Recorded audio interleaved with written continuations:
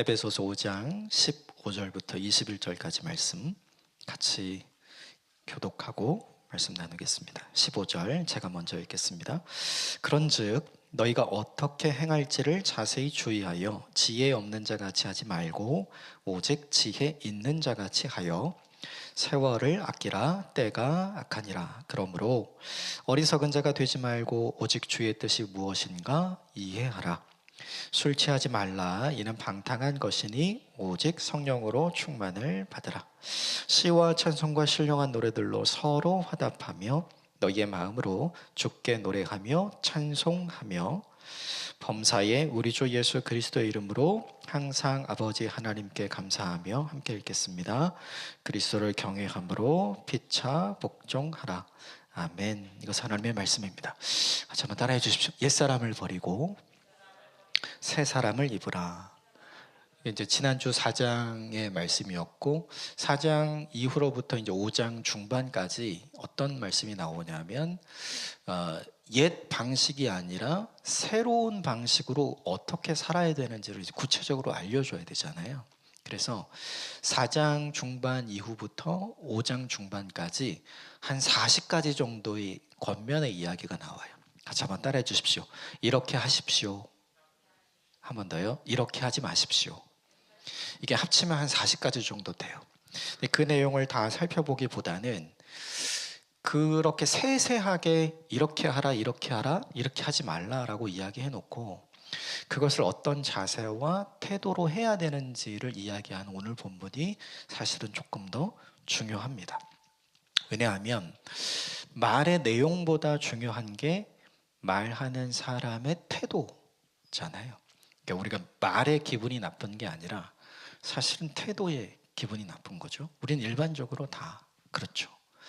순종을 하긴 하는데 이렇게 사탕 먹은 얼굴이 아니라 똥 먹은 얼굴이면 그러면 이제 그걸 시킨 사람 그리고 그걸 하는 사람 서로 좋지 않고 더 안 좋은 사람은 이제 그걸 지켜보는 사람이 더 안 좋죠. 그러니까 하나님 입장에서 생각을 이 본문은 해야 하는 것 같아요. 그래서 그 40여 가지에 이르는 이렇게 하십시오, 이렇게 하지 마십시오 라고 하는 내용을 이제 어떤 태도로 하라 이야기했냐 하면 15절과 16절 같이 좀 보겠습니다. 15절 16절 함께 읽읍시다. 시작. 그런즉 너희가 어떻게 행할지를 자세히 주의하여 지혜 없는 자같이 하지 말고 오직 지혜 있는 자같이 하여 세월을 아끼라. 때가 악하니라. 세 가지를 얘기하는데 주의 깊게 살펴라. 그러니까 어떻게 해야 되는지, 뭘 해야 되는지, 뭘 하지 말아야 되는지 주의 깊게 살펴라. 근데 원문을 찾아보면 이게 이런 뜻이 제일 먼저 나와 있어요. 같이 한번 따라해 주십시오. 정확하게, 부지런하게 살피다. 그러니까 하나님께서 이렇게 사십시오, 이렇게 살지 마십시오. 우리에게 기록된 말씀을 통해 알려주시잖아요. 근데 그걸 보통 우리는 어떻게 듣냐면 허투루 듣는 거죠. 한 귀로 듣고 한 귀로 흘리는. 제가 제일 잘하는 것 같아요. 한 귀로 듣고 한 귀로 흘리는 거 제가 제일 잘하거든요. 근데 그렇게 하지 말라는 거죠. 세심하게, 주의 깊게, 정확하게, 부지런하게 살펴라. 왜 그랬냐면 지난주에 이유가 나와요. 같이 한번 따라해 주십시오. 안 배운 게 아니라 배운 대로 안 했습니다. 이게 에베소 교회 성도들의 문제였죠. 그러니까 못 배워서 그렇게 한 게 아니라 배웠는데 배운 대로 하지 않고 자기 마음대로 했죠. 그러니까 틀어졌던 거예요. 그래서 뭐라고 이야기하냐면 배운 대로 살기 위해 하나님께서 가르쳐 주신 대로 살기 위해 정확하게 부지런하게 주의 깊게 살펴라 이렇게 하는 거죠. 이게 나이가 젊을수록 어떻게 사냐 하면 어릴수록 되는 대로 사는 것 같아요. 닥치는 대로 살고 급한 불을 먼저 끄는 것 같아요. 근데 이제 나이가 좀 들어가고 성숙하게 되고 어른다움이 생기게 되면 그 다음부터는 어떻게 되냐 하면 닥치는 대로 살면 안 되겠다는 생각을 하죠. 뭔가 내가 계획을 해도 그것대로 되지 않아도 내가 삶이 흘러가는 대로 사는 게 아니라 내가 다르게 살아야 되겠다라고 생각하는 거예요. 그래서 말하는 대로 생각하는 게 아니라 생각하고 말을 해야 되겠다. 이렇게 사람이 바뀌는 거죠. 내가 하고 싶은 대로 해야 되겠다 이것이 아니라 무엇이 덕이 되는지를 생각하고 해야 되겠다라고 생각하게 되는 거죠. 이 본문이 바로 그런 의미가 돼요. 두 번째는 뭐라고 얘기했냐면 지혜 없는 자 같이 하지 말고 지혜 있는 자 같이 해라 이렇게 이야기하죠. 앞에 지혜 없는 자가 우리말로 번역을 쉽게 하면 이런 뜻이에요. 같이 한번 따라해 주십시오. 거만한, 이런 뜻이에요. 거만한. 그러니까 무언가를 시도하고 무언가를 할 때 용기 있고 충분히 잘 할 수 있다고 생각하는 사람인 거죠. 이게 은혜를 처음 받았을 때 생기는 일인 것 같아요. 하나님께 충만한 은혜를 받으면 그 뒤에 주를 위해 살 수 있어 라고 생각하게 되는 거죠. 그런데 일정 시간이 지나면 다시 원래대로 돌아가는 우리의 모습을 발견하죠. 이게 뭐랑 똑같냐면 수련회 끝나고 풍성한 은혜를 받은 다음 수련회 장소에서 집으로 돌아가면 옛날의 나로 돌아가잖아요. 길면 한 일주일, 조금 더 길면 한 2주일, 이 정도 우리 흔히 이야기하는 성령의 약발, 이 정도 기간이 우리에게 있잖아요. 그게 지나면 다시 원래대로 돌아간단 말이죠. 근데 그 성령의 충만한 은혜를 입으면 내가 하나님의 사람으로 살아갈 수 있을 거라는 자신감과 거만함이 생기는 거죠. 근데 그렇게 하지 말라는 거예요. 이게 너는 그럴 수 있는 존재가 아니라는 거죠. 이게 뜻밖의 하나님의 은혜를 크게 받은 사람도 자기 믿음에 대해 확신하는 경향이 생겨요. 같이 한번 따라해 주시겠어요? 아빠, 꼭 할게. 한 번 더요. 아빠, 꼭 할게. 이게 저희 집에서 자주 애들이 저희에게 하는 일인데 지킬까요? 안 지킬까요? 잘 안 지켜요. 근데 가만히 생각해 보면 우리가 하나님께도 그래요. 우리가 하나님 아빠라고 부르잖아요. 하나님 아버지, 제가 이거 꼭 하겠습니다. 그런데 시간이 지나면서 우리가 바뀌게 되는 거죠. 내가 그걸 할 수 있다고 생각을 하는 거예요. 그런데 시간이 지나면서 우리가 확인하는 것은 그걸 우리가 할 수 있는 능력자가 아니라는 걸 확인하는 거죠. 그러므로 이 본문이 우리에게 보여주는 지혜 있는 자 같이 된다는 건 뭐냐 하면 내가 할 수 있어, 믿음으로 살 수 있어 이렇게 과신하는 사람이 아니라 나는 그런 존재가 아니지만 성령의 은혜로 성령의 능력으로 가능하게 되는 거야. 겸손을 인정하는 사람이 되라는 거죠. 그 에베소 교회 성도들이 처음에 은혜 받을 땐 서로 갈등하고 다투지 않았을 거예요. 그런데 시간이 지나고 나서 그런 거거든요. 성령 충만할 땐 모두가 다 아름다워 보이잖아요. 그런데 그 성령의 은혜가 떨어지면 사실은 조그만 것도 내가 쉽게 봐주거나 덮어주지 못하는 예민한 사람으로 바뀌어가는 거랑 똑같은 거죠. 그리고 한 가지를 더 얘기하는데 우리가 너무 잘 아는 세월을 아끼라, 때가 악하다 이 얘기예요. 세월을 아끼라 이 말은 같이 한번 따라해 주십시오. 시간을 절약하라 이 말이 아닙니다. 세월을 아끼라는 말은 시간을 절약해서 계획대로 너의 시간을 너를 위해 최선을 다해서 의미 있게 사용해라. 시간을 절약하라는 얘기, 아끼라는 얘기가 아니에요. 이 이야기는 어떤 거냐 하면 일반적으로 우리는 이런 시간을 보내는 것 같아요. 그럼 저를 한번 보시겠어요? 재미있는 시간과 의미 있는 시간으로 인생은 나뉘어요. 질문을 하나 드리고 싶은데 내 인생에 가장 재미있었던 시간 너무 길죠? 지난 한 주를 떠올릴까요? 지난 한 주 동안 나한테 제일 재미있었던 시간 기억나세요? 물어보진 않을게요. 두 번째는 내 인생에 가장 의미 있었던 시간. 조금 더 좁히면 지난 한 주에 가장 우리에게 의미 있었던 시간. 우리가 살아가는 인생의 시간을 흔히 뭐 카이로스의 시간, 크로노스의 시간 뭐 이렇게 구분하는데 그건 좀 어려운 말이고 그걸 우리가 쉽게 표현하면 재미있는 시간과 의미 있는 시간으로 우리의 인생이 이렇게 쌓여지게 되는 거죠. 근데 이 본문의 세월을 아끼라는 말은 무슨 의미냐 하면 의미 있는 시간을 많이 만들으라는 얘기예요. 왜 그러냐면 그 이유가 때가 악하다.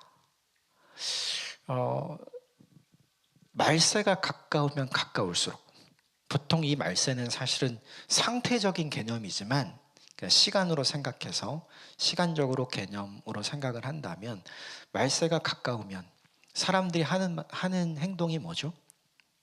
말세가 가까울 때 우리가 일반적으로 하는 행동, 버킷리스트를 만들죠.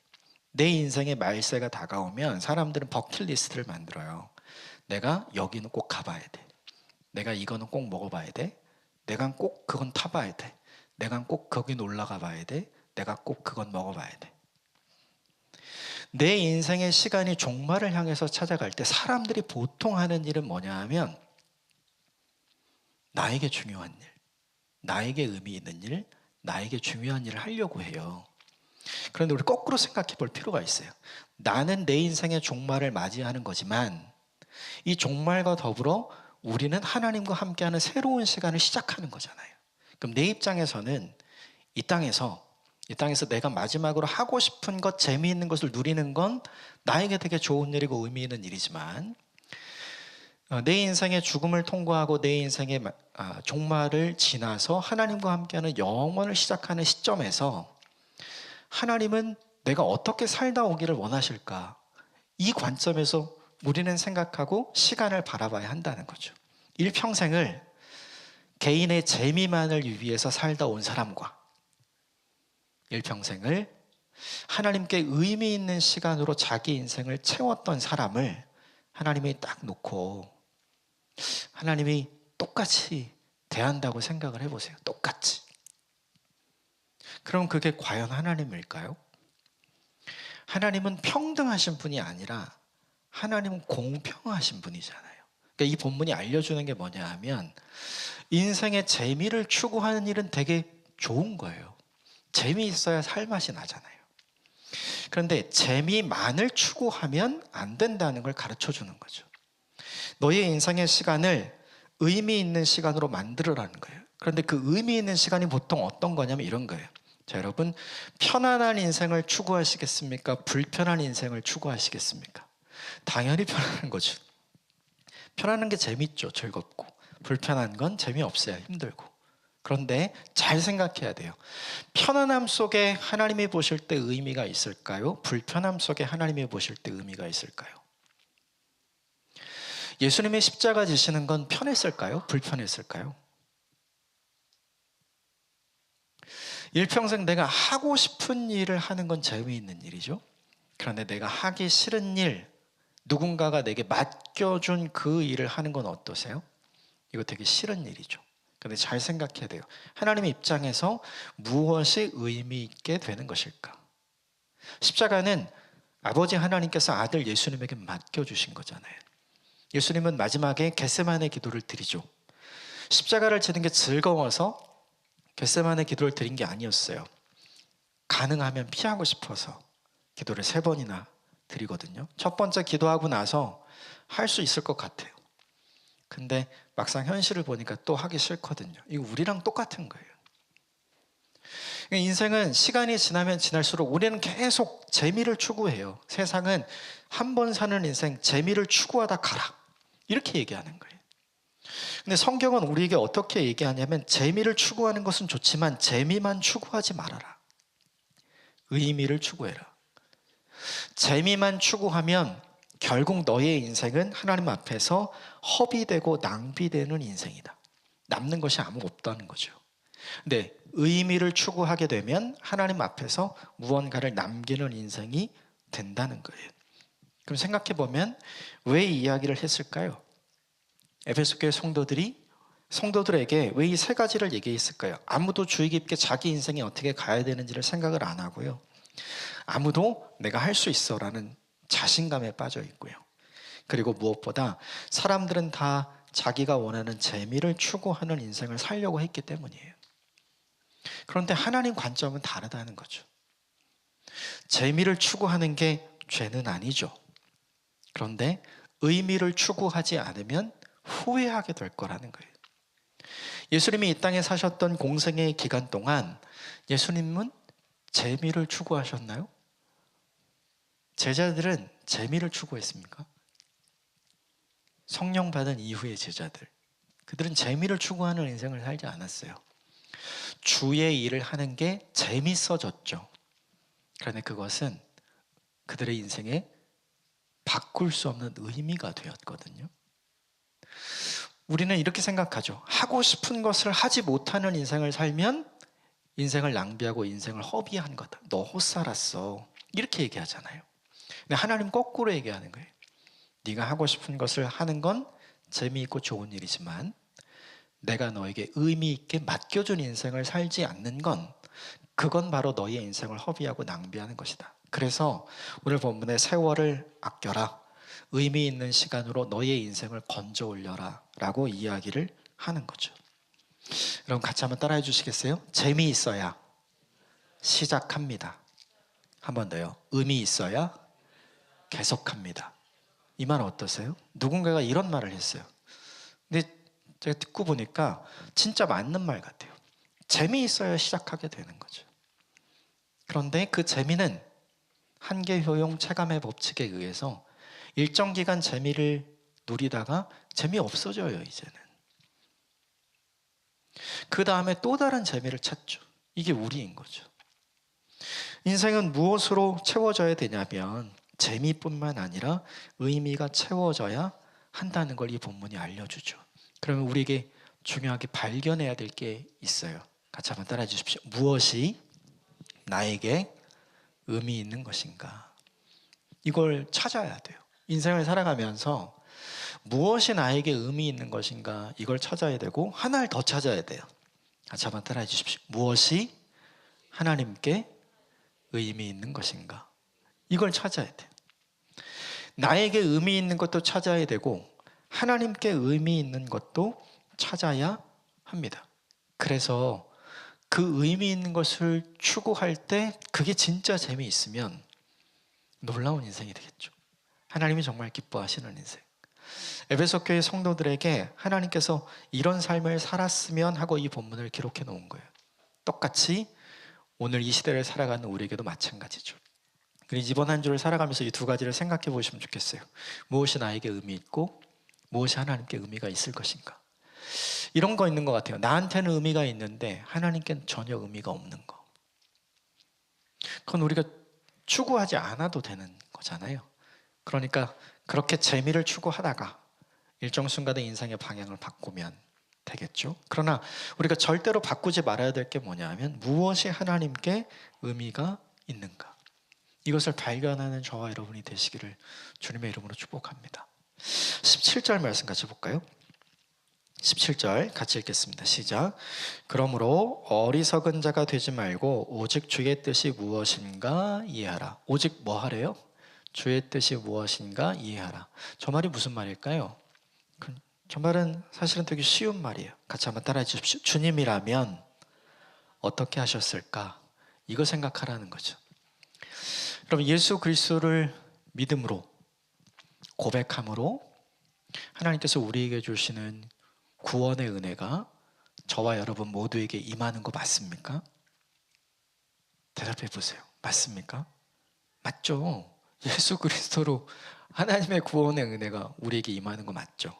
그럼 그걸로 우린 충분합니까? 구원 받았으니까 우리가 흔히 이야기하는 천국 가니까 우리가 하나님의 자녀 됐으니까 난 이제 그냥 막 살아도 됩니까? 내가 원하는 대로? 이게 구원파의 논리예요. 그러면 안 되죠. 하나님 우리에게 그렇게 살라고 허락하신 적이 없어요.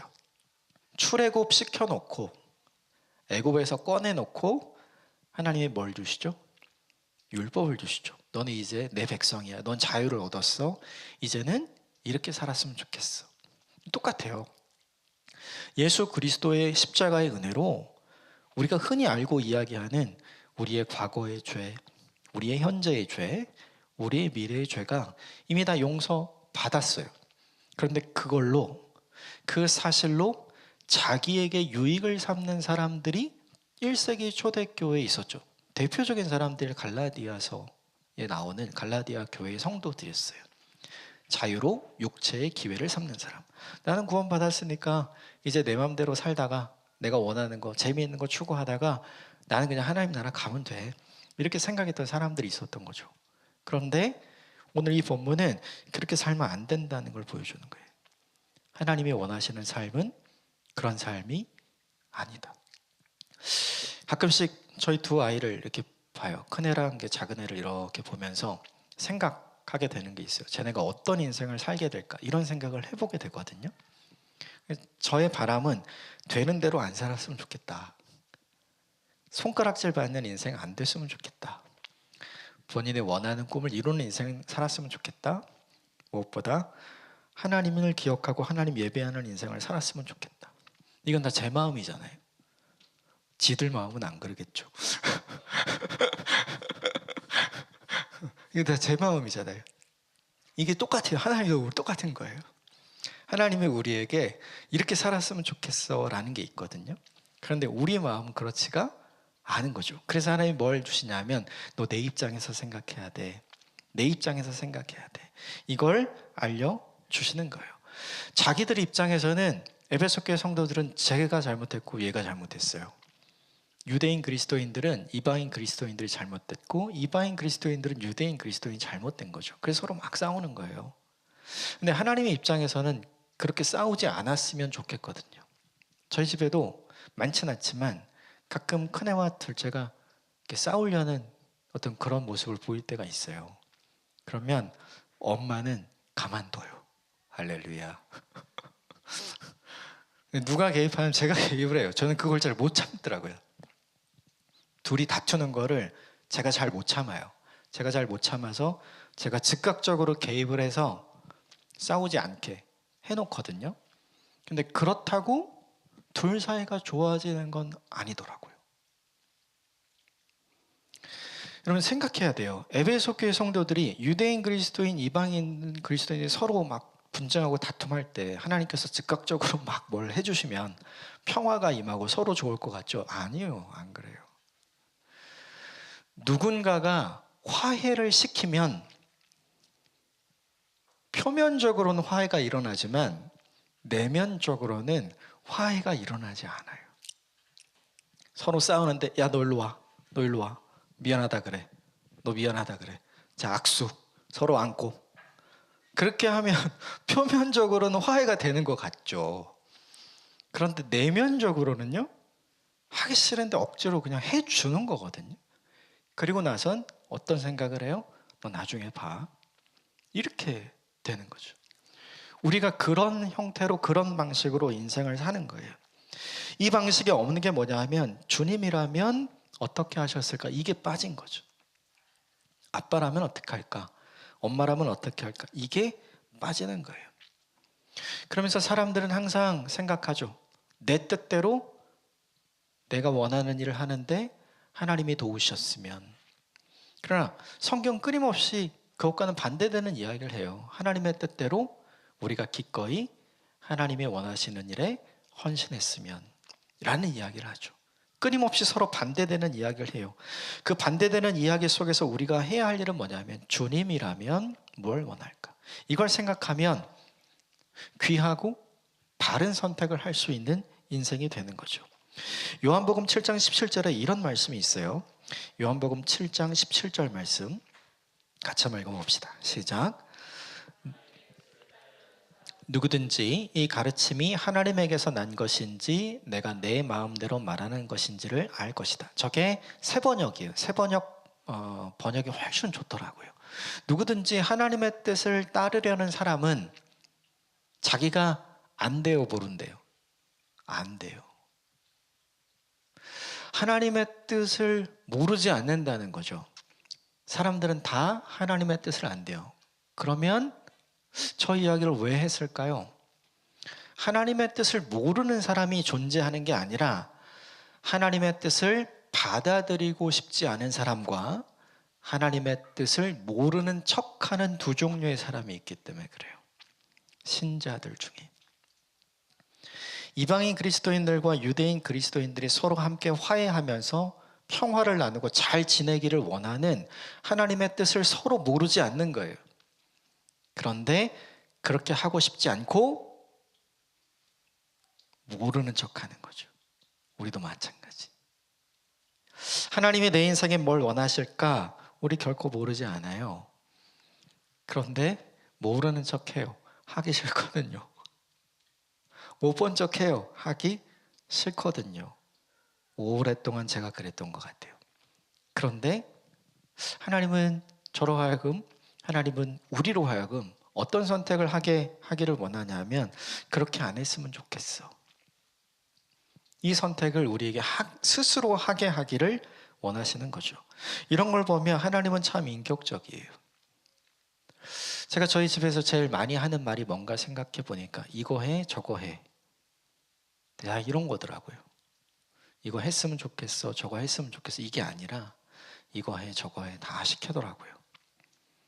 그러니까 그 말을 듣는 입장에서 보면 어떨까 생각을 해보니까 별로 하고 싶지 않을 것 같아요. 근데 제가 그 말 제일 많이 쓰더라고요. 하나님 성경을 통해서 우리에게 뭐 하시죠? 너 이거 해, 이거 해. 그죠? 그 말 우리 계속 들으면 어때요? 그렇게 하고 싶지 않죠. 근데 생각해보면 제가 하는 말 중에, 제가 저희 아이들에게 하는 말 중에 틀린 말은 없어요. 하나님이 우리에게 하시는 말씀 중에 틀린 말이 없는 거예요. 뭐가 문제냐면 그 말을 달게 들으려 하지 않는 우리가 문제인 거죠. 이 본문이 우리에게 보여주는 건 바로 그것이죠. 예수님은 믿지만 예수님의 뜻을 생각 안 해요. 하나님은 믿지만 하나님의 뜻을 생각하진 않죠. 거기서 벗어났으면 좋겠어. 이렇게 얘기하는 거죠. 18절 말씀 볼까요? 18절 같이 읽읍시다. 시작. 술 취하지 말라. 이는 방탕한 것이니 오직 성령으로 충만함을 받으라. 제가 청년부 사역할 때 사람들이 보통 제일 좋아하는 성경 구절을 뽑잖아요. 자기가. 근데 제일 싫어하는 성경 구절로 뽑힌 구절이 이거예요. 먹고 싶다는 거죠. 예.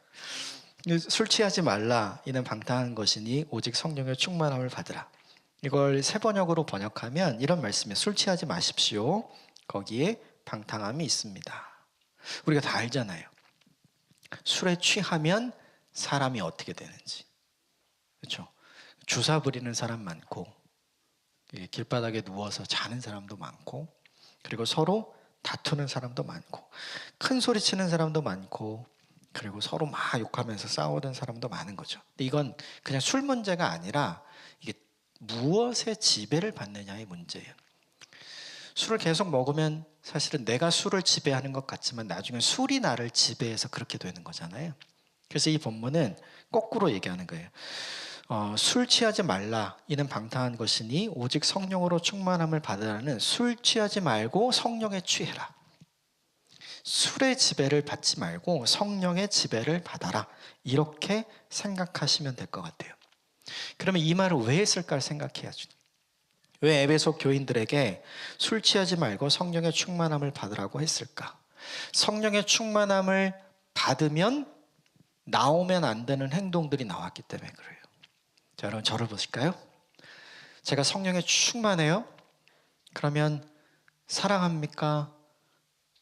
복수합니까? 대답해 보세요. 성령에 충만한 사람이 사랑을 합니까? 복수를 합니까? 자, 성령이 충만한 사람이 덕담을 합니까? 아니면 욕설을 합니까? 자, 성령에 충만한 사람이 선한 일을 합니까? 성령에 충만한 사람이 악한 일을 합니까? 그러니까 우린 다 아는 거예요. 배우지 않아도 성령의 충만한 모습으로 인생을 사셨던 예수님의 모습을 알고 있기 때문에 우리는 성령이 충만하면 그 사람이 어떤 말과 어떤 행동을 하는지 다 알게 되는 거죠. 그런데 에베소 교회에 어떤 사람들이 있었냐면 저 사람은 성령 충만할 리가 없어. 야, 저렇게 행동하는데 저 사람이 성령 받은 사람이라고? 저렇게 말을 하고 저런 선택을 하는데 저 사람이 그리스도인이라고? 이런 사람들이 존재했던 거예요. 그냥 단순히 이 말씀을 술 먹냐 마냐 이렇게 좁혀서 생각하지 않으시면 좋겠어요. 술의 지배를 받는 사람이 보여주는 행동과 성령의 지배를 받는 사람들이 보여주는 행동이 얼마나 다른지를 이 본문이 보여주는 거죠. 이걸 우리가 흔히 쉽게 알 수 있는 방식으로 설명하자면 세상의 가치관의 지배를 받는 사람과 하나님 나라의 가치관의 지배를 받는 사람의 가치관이 다른 거죠. 그럼 저를 한번 봐주시겠어요? 요한계시록 20장 이후 보면 하나님 나라, 영원한 하나님 나라의 모습에 대한 내용이 상세하게 기록이 되어 있어요. 우리 지금 계속 새벽에 요한계시록 보고 있잖아요. 요한계시록에 보면 하나님 나라에는 건축 재료가 보석이에요. 그리고 길바닥이 금으로 돼 있어요. 그게 하나님 나라의 모습이에요. 그런데 그걸 끌고 내려와서 이 땅에서 살펴보면 이 땅에서는 그 누구도 보석으로 집을 짓지 않아요. 금으로 길을 깔지 않는다고요. 왜 그럴까요? 지금 여기에서는 보석이랑 금은 너무 중요한 거예요. 요즘에 흔히 이야기하는 코인 이런 거 있잖아요. 그건 너무 중요한 거죠, 사람들에게. 그거 함부로 안 해요. 주식 이런 거 굉장히 중요한 거죠. 그거 함부로 안 한다고요. 근데 여기에서는 이게 굉장한 가치가 있지만 하나님 나라에서는요. 건축 재료예요. 우리 지금 여기에서는 돌을 건축 재료로 쓰잖아요. 돌을 잘 모아다가 금고에 모셔놓는 사람 보신 적 있어요? 수석 이런 거 말고요. 그 일반적인 돌. 그런 거 없죠. 그러니까 가치의 전도 현상이 일어나는 거예요. 이 땅에서 중요한 것이 하나님 나라에서는 안 중요해요. 이게 세상과 하나님 나라의 큰 차이예요. 그러면 이 땅에서 우리가 이게 중요해, 이게 중요해, 이게 중요해 라고 생각하던 그 모든 것이 하나님 나라에서 하나도 중요하지 않다면 내가 여기서 세상이 중요하다고 이야기하는 가치들을 추구하면서 살면 내가 하나님 나라에 갔을 때 하나님이 내 인생을 보시기에 어떻겠어요? 되게 한심스러운 거란 말이에요. 지금 이 본문은 바로 그걸 보여주는 거예요. 술로 대변되는 세상의 가치관에 젖어 살지 말고 성령으로 대변되는 하늘의 가치관에 인도하심을 받아 살았으면 좋겠어. 우린 이걸 극복해야 되는 거죠. 누가 극복해야 되냐면 부모들이 극복해야 하는 것 같아요. 저도 두 가지 마음이 있어요. 저희 아이들이 잘 살았으면 좋겠고 저희 아들이 잘 삶으로 저 덕 좀 봤으면 좋겠고 뭐 이런 마음들이 있거든요. 모든 부모가 다 마찬가지잖아요. 근데 제가 놓치지 말아야 되는 게 있어요. 그게 뭐냐면 아무리 잘 살아도 아무리 잘 나가도 하나님 나라에서 아무것도 아닐 수 있거든요. 그렇게 되면 곤란한 거죠. 제가 그 가치를 놓치면 안 되는 거죠. 하나님이 이 본문에서 우리에게 가르쳐주는 바가 그거예요. 때로는 인생을 살아가면서 주를 위해 무언가를 하는 것보다 주를 위해 무언가 하지 않는 것이 훨씬 더 가치 있는 일일 수 있는 거죠. 그게 오늘 본문에 나오는 이 술과 성령에 관한 누구에게 지배를 받는가. 세상의 가치관을 갖고 있어야 세상에서 잘 나가요. 세상에서 잘 나가면 하나님 나라에서 못 나갈 수 있어요. 그 가치의 전도를 이 본문이 설명해 주는 거죠. 반대로 이 세상에서 하나님 나라 가치관 갖고 살면 사람들이 너 왜 그렇게 살아? 이렇게 얘기할 수 있어요. 그런데 우리가 결국 하나님 나라 가서는 그게 놀라운 가치가 될 수 있는 거예요. 이걸 기억하라는 거죠. 19절 같이 볼까요? 19절 시작. 시와 찬송과 신령한 노래들로 서로 화답하며 너희 마음으로 주께 노래하며 찬송하며. 갑자기 술 성령 얘기하다가 또 갑자기 시와 찬송 신령한 노래, 이게 예배 때 하는 거거든요. 갑자기 예배 얘기하죠. 저 본문에서 제일 중요한 단어가 뭘까요? 저 본문을 한번 잘 째려봐 주세요. 이 본문에서 제일 중요한 단어 뭐인 것 같으세요? 다 예배하란 얘기잖아요. 찬송하란 얘기고. 저 본문에서 제일 중요한 단어는 서로예요. 서로. 서로.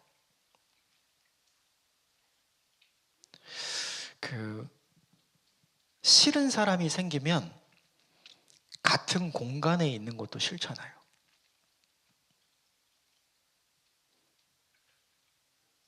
에베소 교회 성도들이 그랬던 거거든요. 반 딱 갈라져서 이쪽 편, 이쪽 편 나뉘어져서 함께 입으로는 찬송하는 거예요. 그냥 입술로 노래하는 거죠. 그런데 그 노래가 결코 신령한 노래는 될 수 없어요. 내 마음과 내 혼과 내 영혼을 담아서 부르는 노래, 그 예배가 될 수는 없는 거죠. 제가 이걸 보면서 옛날에 가수들이 나와서 했던 노래들을 좀 몇 개 찾아봤어요. 예전인데 나는 가수다. 기억나세요? 대부분 아실 것 같아요.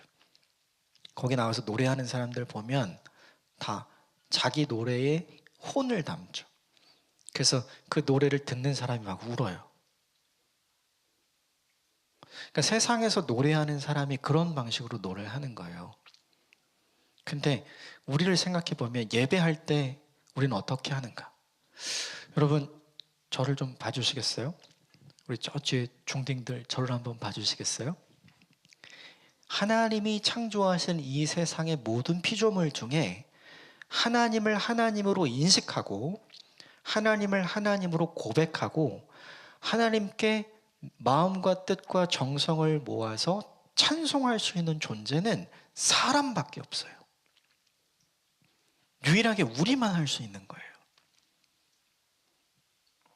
그러니까 예배드리고 찬송하는 게 사실은 우리에게 주신 특권인데 오늘 본문에 이 사람들은 어떻게 했냐면 그 특권을 특권으로 하나님 앞에 드리지 않는 사람이 되는 거죠. 저 사람 같이 있어서 예배하기 싫은 거예요. 저 사람 같이 있으니까 같이 찬송하기 싫은 거예요. 저 사람 찬송하는 모습 보니까 나는 열받아서 입을 다물어 버리는 거예요. 우리도 그런 거 있죠. 여러분 저를 한번 보세요. 설교자에게 열받으면 어떻게 됩니까? 말씀 듣기 싫죠. 예배 인도자에게 열받으면 어떻게 됩니까? 함께 찬양하기 싫죠. 성도들 사이에 함께 미워하는 사람이 있으면 어떻게 됩니까? 따로 예배 드리고 싶죠. 예배가 아니라 그냥 모임이 되는 거예요. 하나님은 우리를 그냥 모이라고 불러주신 것이 아니라 예배하라고 모이게 해주신 거죠. 에베소 교회도 마찬가지였죠. 근데 에베소 교회는 그걸 놓쳤던 거죠. 결국 이 본문에서 중요한 게 있죠. 여러분 같이 한번 따라해 주시겠어요? 밥맛 떨어지는 사람. 그런 사람이 있잖아요, 실제로. 그죠? 근데 이런 사람도 있어요. 같이 한번 따라해 주시겠어요? 찬송할 맛 떨어지게 하는 사람. 실제로 존재합니다. 실제로. 그럼 되게 중요한 게 있어요. 내가 함께 그 자리에 있는데 내가 찬송할 맛이 안 나요.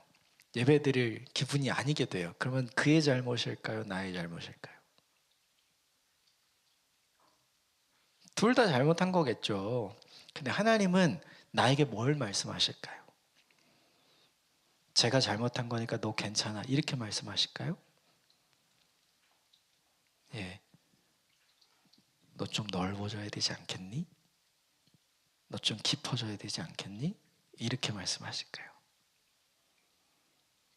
그래서 우리가 연습해야 되는 게 있어요.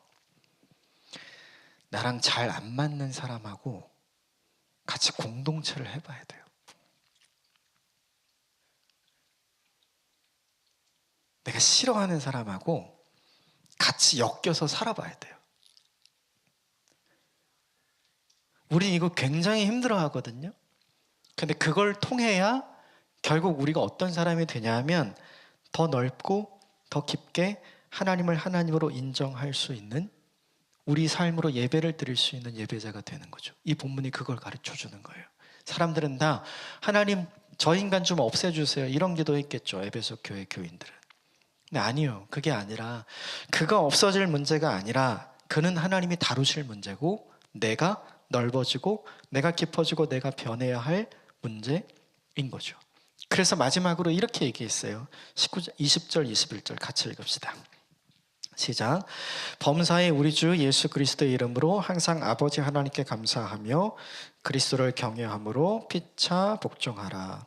감사하는 사람에게서 나타나는 현상이 있어요. 무엇에든지 늘 감사하면 우리가 흔히 이야기하는 아량이 넓어져요. 근데 무엇에든지 불평하잖아요? 그러면 아량이 없어집니다. 작아지는 게 아니라 아예 없어져요. 20절과 21절에 중요한 게 있어요. 사람들이 잊어버린 게 두 가지예요. 하나님께 감사하는 것, 저 사람 때문에 하나님께 감사하는 걸 잊어버렸어요. 그래서 예배하기 싫은 거죠. 그러니까 서로 어떻게 됐냐면 서로 피차 복종하라 이렇게 하기 싫은 거예요. 이 본문에 등장하는 복종하라라는 단어의 원래 뜻이 있어요. 같이 한번 따라해 주십시오. 스스로 아래에 선다. 한 번 더요. 스스로 뒤에 선다. 이런 뜻이 있어요. 우리는 복종이라고 하면 흔히 굴종을 생각한단 말이에요. 시켜서 막 하는 거. 하나님은 우리에게 그렇게 순종하기를 원하시지 않아요. 굴종은 순종이 아니니까요. 내가 스스로 마음을 먹고 내가 하나님 앞에 엎드리는 거, 하나님을 따르는 게 순종이잖아요. 그 순종이라는 표현을 우리말 번역으로 복종으로 해놨어요. 근데 이 복종은 스스로 아래에 서고 스스로 뒤에 선다는 얘기예요. 자, 영어 단어 하나 떠올리셔야 돼요. 스스로 아래에 선다. 이거 우리가 어떻게 얘기하죠? understand. 그게 무슨 뜻이에요? 이해한다는 거죠. 내가 스스로 아래에 서야 비로소 그를 보고 그가 이해가 돼요. 스스로 뒤에 서면요. 그게 양보하고 배려하는 거죠. 에베소교회 성도들의 문제는 뭐냐 하면 스스로 아래에 서려 하지 않았고 스스로 뒤에 서려 하지 않았어요. 이걸 안 하기 때문에 다 이렇게 얘기하는 거예요. 하나님 우리 좀 이해해 주세요. 저 인간을 미워하는 나를 이해해 주세요. 저 인간과 함께 할 수 없는 나를 이해해 주세요. 근데 하나님은 거꾸로 하라는 거예요. 너 그러면 안 된다는 거죠. 그는 내가 다룰 테니 너는 스스로 뒤에 서라. 그는 내가 만져줄 테니 너는 스스로 양보하고 배려해라. 이게 뭐냐면 신자의 이중성에 대한 이야기예요. 여러분 믿는 사람 다 괜찮습니까? 여러분 저를 보세요. 저 괜찮습니까? 비웃으시는데요. 우린 다 알아요. 예. 우리가 스스로 걸리지 않아서 그렇지 우리가 얼마나 형편없는 사람인지 우리는 다 알죠. 하나님은 이 본문을 통해서 우리에게 뭘 고발하냐면 바로 그것을 고발하는 거예요. 나는 네가 스스로 뒤에 서는 사람이 되면 좋겠어. 나는 네가 스스로 아래에 서는 사람이 되면 좋겠어. 이거 누가 한 일이에요? 예수님이 하신 일이거든요. 예수님이 십자가를 지시고 우리 뒤에 섰어요. 예수님이 십자가를 지시고 그리고 우리 아래에 서셨어요. 그래서 그 아래에 서시고 뒤에 서신 예수님 때문에 우리가 하나님 앞에 설 수 있고 그리고 하나님 나라로 올라갈 수 있게 된 거죠. 이게 뭐냐 하면 오늘 이 본문이 우리에게 이야기하는 지난주에 이야기한 옛사람을 벗어버리고 새로운 사람으로 사는 방식이에요. 몇 가지를 함께 나누었지만 저는 오늘 이 본문에서 꼭 기억하고 싶은 게 있어요. 꼭 했으면 좋겠는 거. 제일 첫 번째 겁니다. 재미를 추구하는 인생이 아니라 의미를 추구하는 인생이 되어야 한다는 거죠. 이 첫 번째가 잘못되면 나머지 뒤에 거를 다 해도 아무 의미가 없어요. 우리의 인생은 하나님이 주시는 재미로 충만했으면 좋겠어요. 세상이 주는 재미가 아니라 그 하나님이 주는 재미가 우리에게는 하나님께서 허락하시는 의미가 되거든요. 하나님을 추구하면 재미도 있고 의미 있는 인생도 살게 돼요. 저 여러분이 이번 한 주 그런 인생을 사시게 되기를 주님의 이름으로 축복합니다. 함께 기도하겠습니다.